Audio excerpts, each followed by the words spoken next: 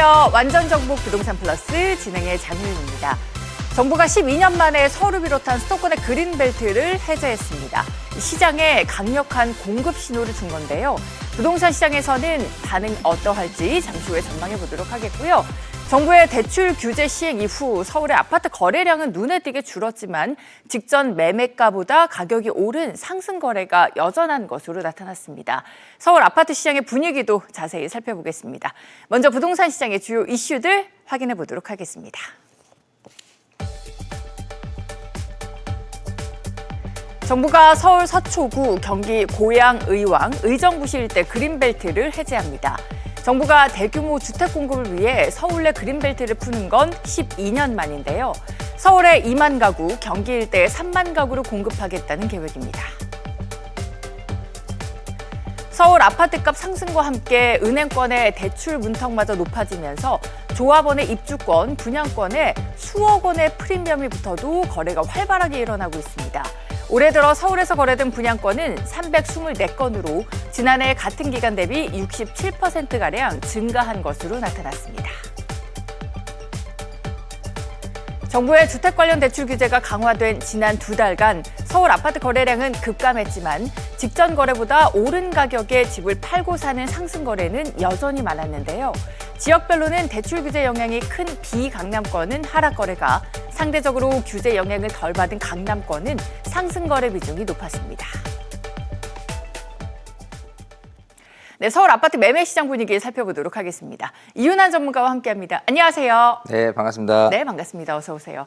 자, 정부의 대출 규제 영향에도 서울 아파트 상승 거래 비중이 여전히 높은 것으로 나타났습니다. 하지만 지역별로는 다소 차이가 있다고요?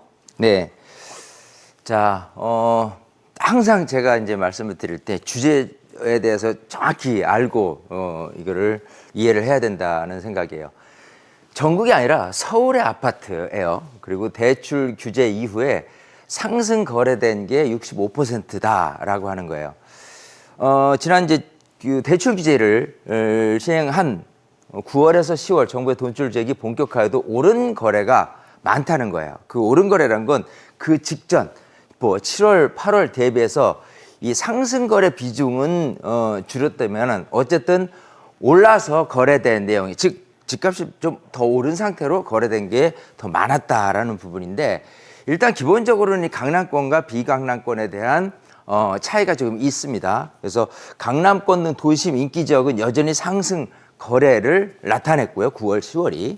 그리고 이 대출 영향이 큰 비강남권은 이 하락 거래 비중이 상대적으로 높았다라는 건데, 이렇게 이해할 수 있어요. 대출 영향이 큰 비강남권 하니까 강남권을 제외한 곳은 대출에 대한 규제가 더 심하고 강남권은 더 완화를 규제가 좀 덜한가, 이 내용이 아니고, 기본적으로 이제 비강남권 같은 경우 이런 대출 영향에 대한 부분이 좀 크다라고 하는 건 이 DSR이라는 부분인데, 기본적으로 이제 소득 대비한 대출이 나오는 건데, 아무래도 강남을 제외한 곳에 사시는 분들은 이 소득이라는 게 이제 강남권에 계시는 분보다는 좀 적기 때문에 그 소득 영향에 의한 대출이 좀 적게 나오더라, 잘 안 나오더라 라는 부분 때문에 이렇게 비강남권에 대한 부분의 대출 영향이 좀 크다라고 이해를 하시면 되고요.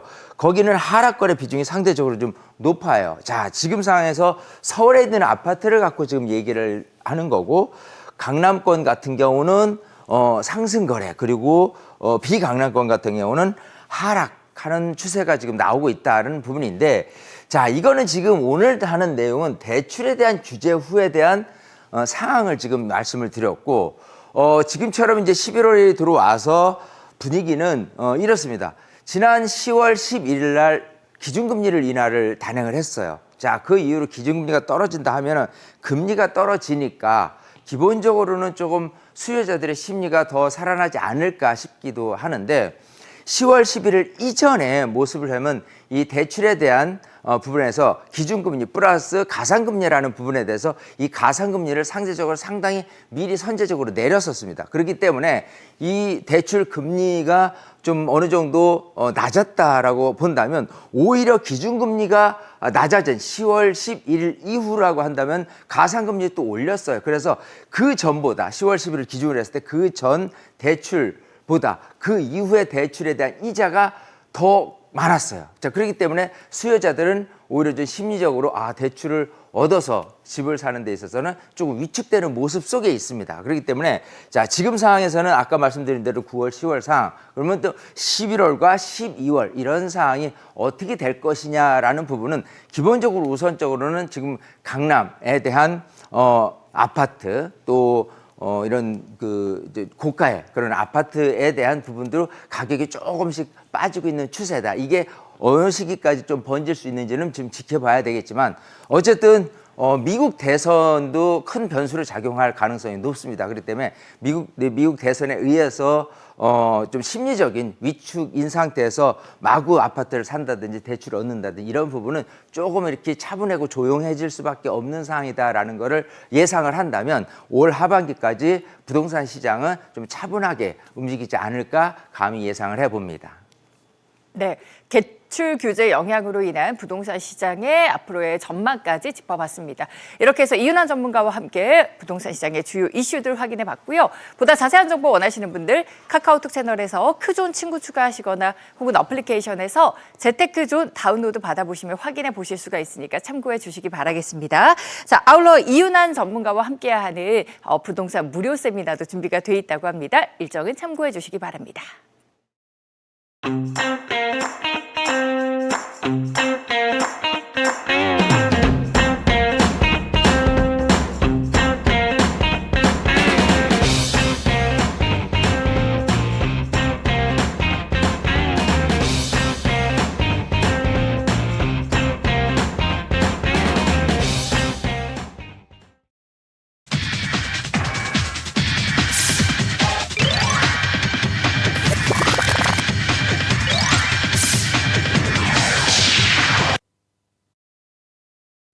네, 지금 부동산 시장에는 어떠한 일이 일어나고 있을까요? 알아두면 도움이 되는 부동산 정보들 이 시간 알기 쉽게 전해드리도록 하겠습니다. 오늘은 정혜근 전문가와 함께합니다. 전문가님 안녕하세요. 반갑습니다. 네, 반갑습니다. 어서 오세요.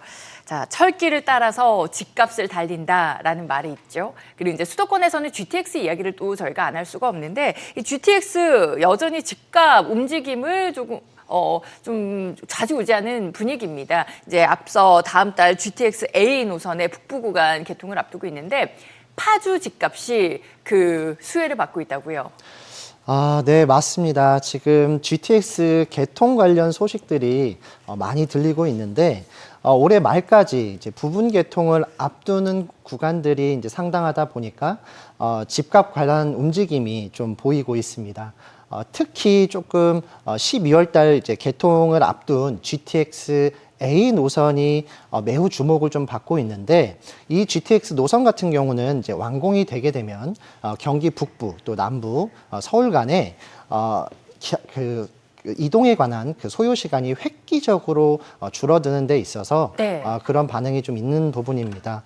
파주에서 서울역까지 20분 내외로 이제 이동이 가능하다 보니까 현재 아파트 거래 금액이 올 봄 거래 금액보다 이제 수천만 원 이상 이제 올라간 것을 볼 수가 있습니다. 아무래도 이제 광화문이나 또 서울역처럼 이런 업무지구가 있는 곳까지의 이동이 접근성이 이제 개선이 되다 보니까 그래서 그런 것이 아닐까라고 이제 확인을 할 수가 있겠습니다. 네, 말씀 주신 것처럼 이제 수천만 원 가량 이제 오르기도 하고 이제 사실 이제 GTX 이슈가 있었을 때도 올랐고 그리고 이렇게 개통 전후로 해서 또 가격에 변동이 조금 있는 편인데 GTX 개통 전후로 집값이 올랐던 사례가 올해 초에도 있었습니다. 바로 이제 동탄역 인근의 집값인데 최근의 분위기는 어떨까요? 올해 초에는 좀 상승을 했었고 지금은 어떤가요? 동탄역 같은 경우는 올 3월에 이제 개통을 했습니다. 그래서 이제 올 8월 최고가를 찍었었는데요.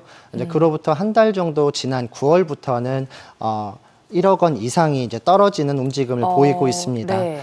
지난 3월 개통 이제 직후부터 계속 상승세를 이어가던 동탄역 인근 집값이 9월부터 이제 내림세를 보이고 있는 이유로는 네. 두 가지로 예상을 해볼 수가 있겠습니다. 이미 GTX 호재로 인해서 개통 이전부터 부동산 시장에 반영이 되고 있었다. 그래서 이후 가격 상승이 그렇게 크게 반영이 되지 않았다는 점이랑 마찬가지로 막상 이제 개통을 하고 나니까 사실상 수요가 가장 많이 몰릴 것으로 예상을 하고 있었던 삼성역, 서울역 등 핵심 구간과 이제 연결이 아직 되지 않은 상황이다 보니까 이제 이런 영향이 작용을 한 것으로 보입니다. 그러다 보니까 전 구간 개통 시점인 2028년 경에는 이제 추가적으로 집값이 더 오를 것을 예상해 볼 수 있는데요. 다만 좀 전에 말씀드렸다시피 이미 이런 호재가 부동산 시장에 반영이 되어 있다 보니까 높은 가격으로 가격이 형성이 되어 있어서 큰 폭의 상승은 좀 어렵지 않을까라는 전망을 하고 있습니다. 이 GTX가 개통이 되면서 이제 사실 수도권 쪽에서는 서울과의 접근성이 좋아지기 때문에 그게 분명히 이제 집값에도 좋은 영향이 될 것이다라고 많은 분들이 예측을 했었는데 말씀 주신 것처럼 핵심 구간이 개통이 되지 않았기 때문에 2028년 이후에는 어떤 흐름을 이어갈지 좀 지켜봐야 되는 부분인데 집값 상승, 좀 추가적인 상승에 있어서는 선반영된 부분이 크기 때문에 이제 더 이상의 큰 가격 상승은 조금 기대하기 힘들 수도 있다라는 의견을 주셨는데 여러 가지 우려 그리고 기대가 공존하는 상황입니다. 앞으로 좀 주목을 해봐야 되는 지역이 혹시 또 있을까요? 네, 지금 현재 가장 이제 주목받고 있는 이제 지역은 서울을 중심으로 접근성을 좀 많이 개선하는 이제 화성, 파주, 양주로 올 가을까지 생애 첫 아파트가 가장 많이 거래된 지역입니다. 그 상위 세 곳이고요. 특히 30대 이하 젊은 층의 매수가 절반을 웃도는 지역이다 보니까 이 부분을 고려를 했을 때 주거 여건이 좋고 또 결국 집값이 오를 것으로 판단을 하는 이제 젊은 층의 매수가 이제 이어지고 있다라고 생각을 하면 될 것 같습니다. 서울행 철도를 기반으로 생활 여건이 꾸준히 좋아지고 있고 또 브랜드 아파트들이 계속 공급이 될 전망이어서 이런 관심이 이어지고 있는 것으로 보이고요.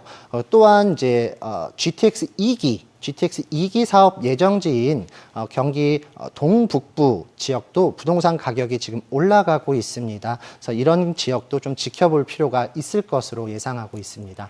네, 이렇게 해서 지금까지 GTX 개발과 부동산 시장에 영향을 줄 만한 이슈들 이렇게 함께 짚어봤습니다. 정혜근 전문가와 함께했습니다. 고맙습니다. 고맙습니다.